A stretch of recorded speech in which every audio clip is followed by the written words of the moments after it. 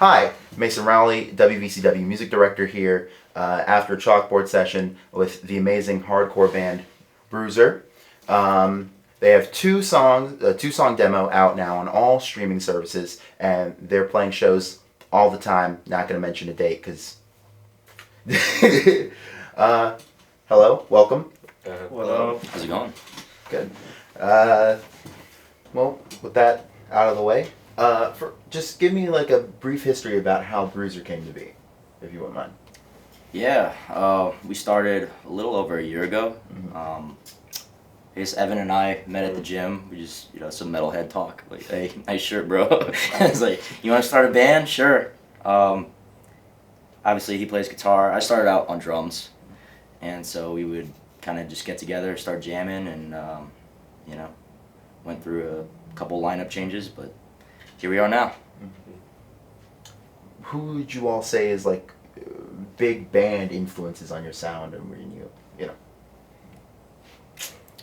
Anything like I listen to, like it's definitely changing like song for song. Like our newest song, like I was listening to like a lot of Age of Apocalypse because they sound like completely different than most hardcore bands right now, and I was like, it'd be cool to write a song like that.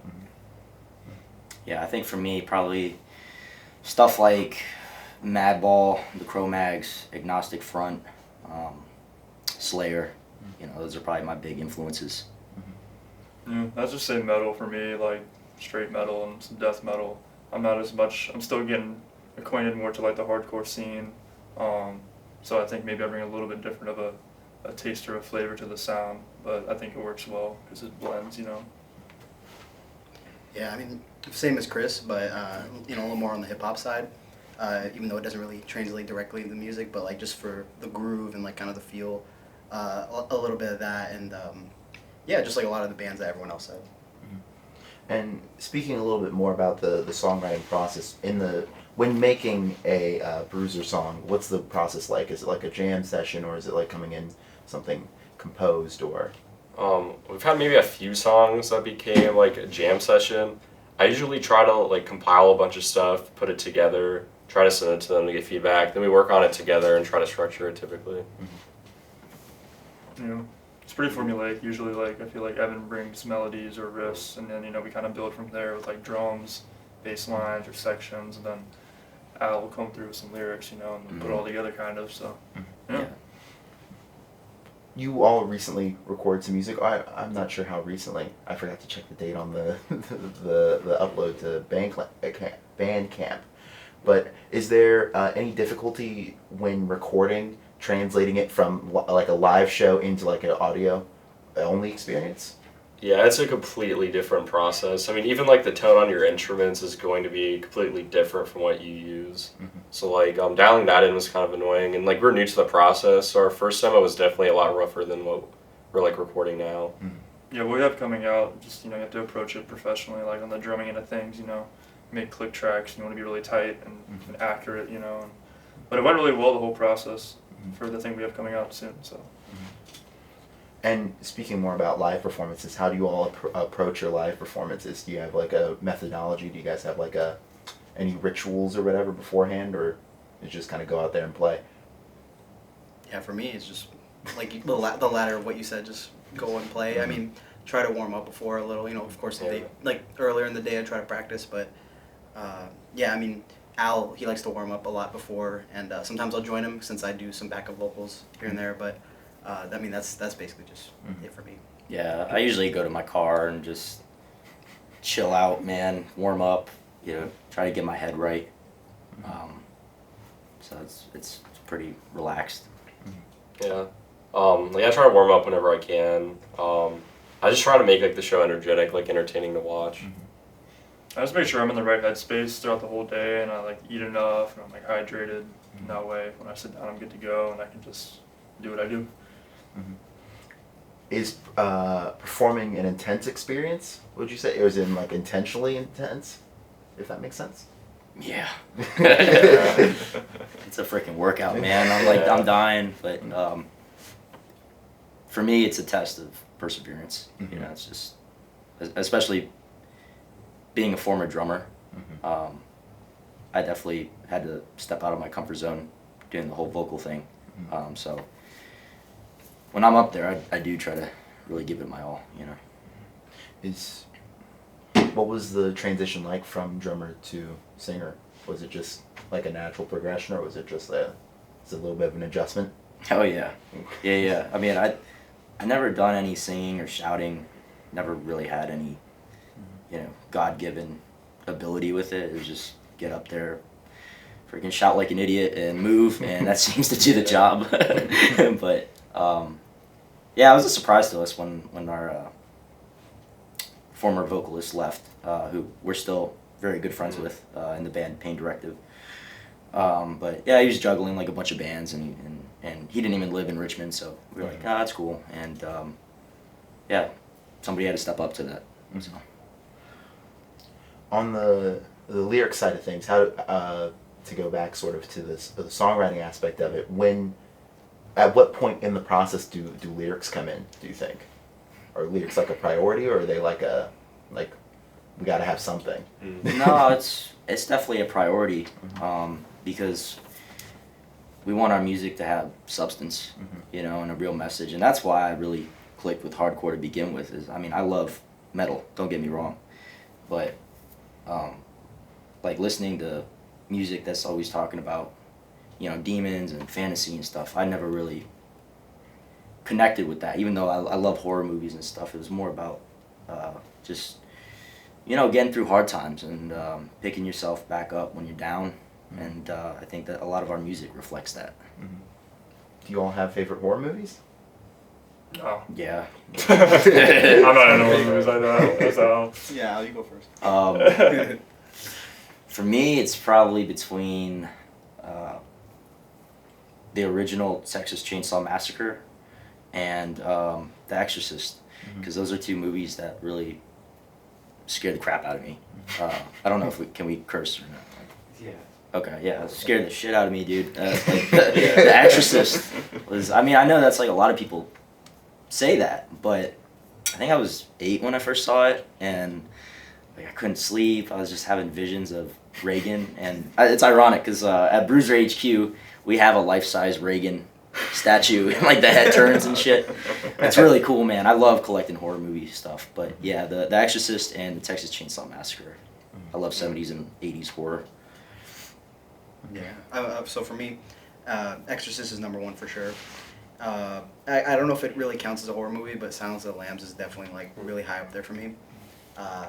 And especially with The Exorcist though, just kind of it being based in DC and like kind of the DMV area where I'm from, it's really nice to kind of, you know, see like in Georgetown, like some of the areas like the stairs and all that kind of stuff. It's like, but also, you know, visually in the movie itself, terrifying in a good way.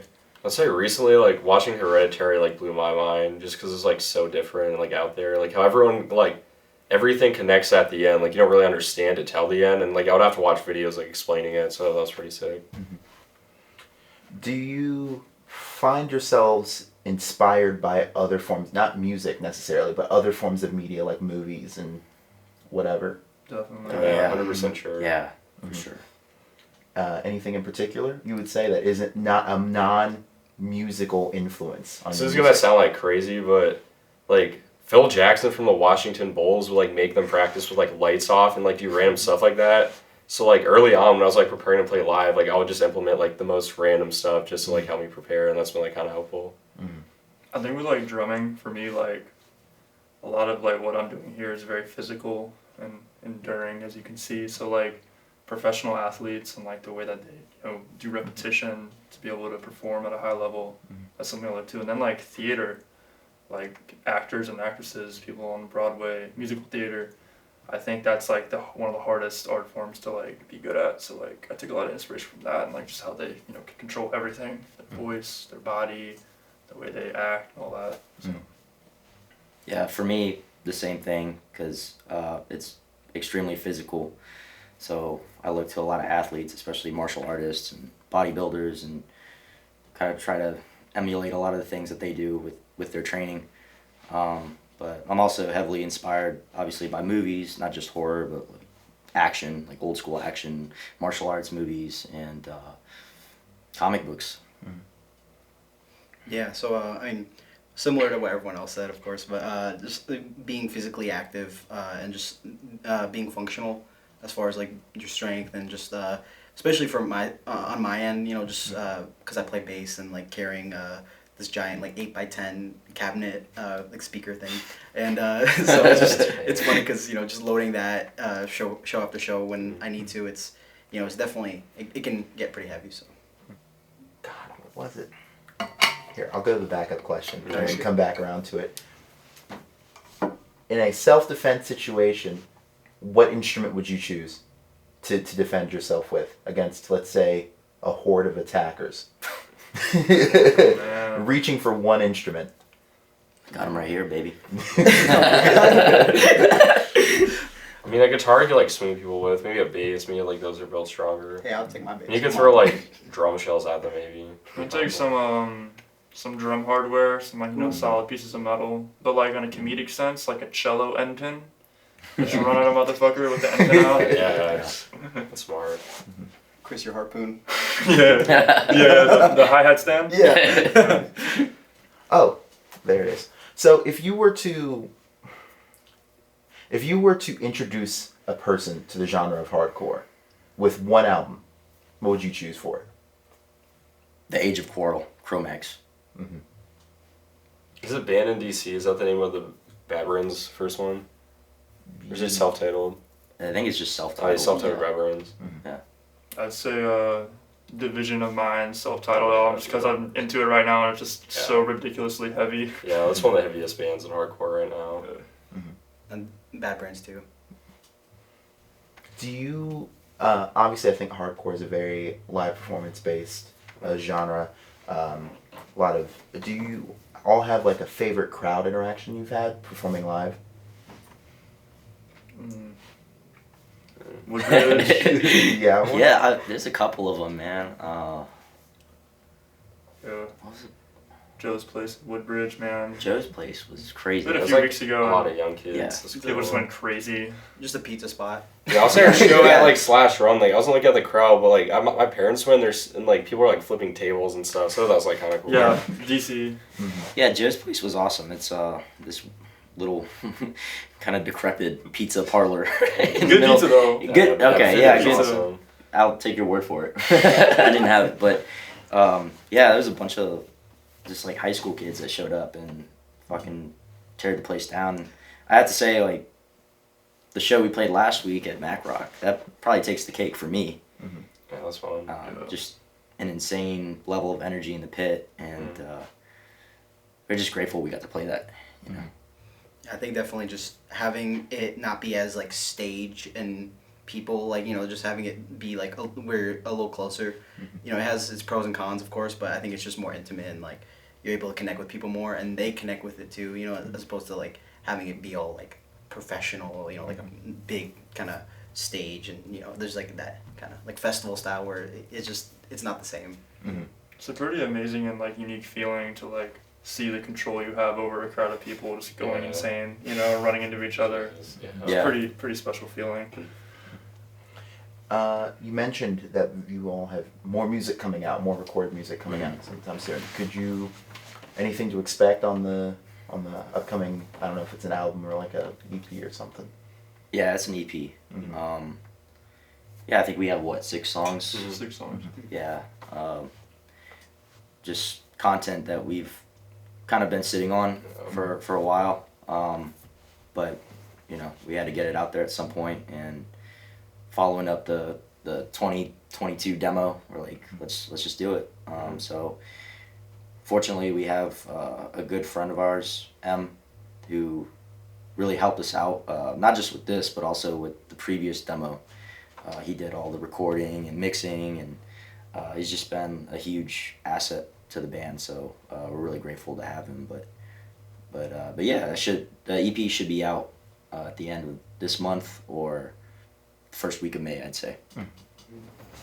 The recording process for this upcoming music, what was it like? Where'd you guys record it? That kind of thing. We recorded it at this place called the Rabbit Hole, which you know, it's your friend Sebastian's house. So. Yeah, it's a pretty sweet, somewhat recent DIY house show spot in Richmond, and Yeah, we recorded almost every part except for a few vocal tracks in their basement. So it's pretty great to do the whole project like in a local DIY community spot, not just in like a studio. And the VCU library has a audio studio area, so it's nice. Yo, shout out to VCU. Yeah. Ramily. Oh, God. Can I ask you a question? Yeah, go ahead. What's your favorite part about interviewing people? I really like it when I'm interviewing people and I can tell that a question has really like connected with them and they start going off on like a wild tangent. That always rocks. For sure. Yeah. I guess this is the part where you guys can look to camera and promote anything you want to promote. Hang out, be cool. Check us out. Yeah, Yeah. All no, streaming like, platforms. like we said, we got that EP dropping at the end of the month. It's the Stay Natural tuned. Justice Yeah. EP. So yeah, we got that and a bunch of shows, especially here in Richmond. So come check us out. Cool.